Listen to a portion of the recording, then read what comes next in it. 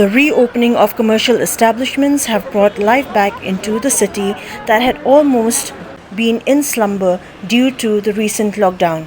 Faces of vendors and shopkeepers have once again lit up as economic activities resume throughout East KHASI Hills district of Meghalaya.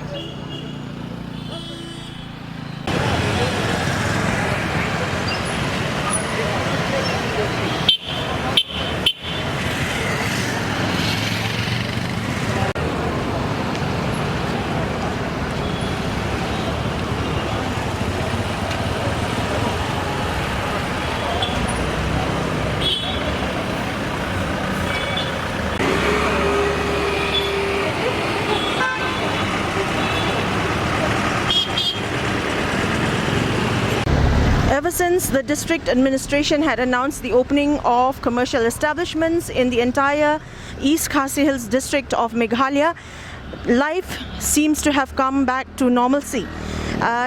Though containment measures are still on, the public have tried their best to maintain the SOPs issued by the government of Meghalaya.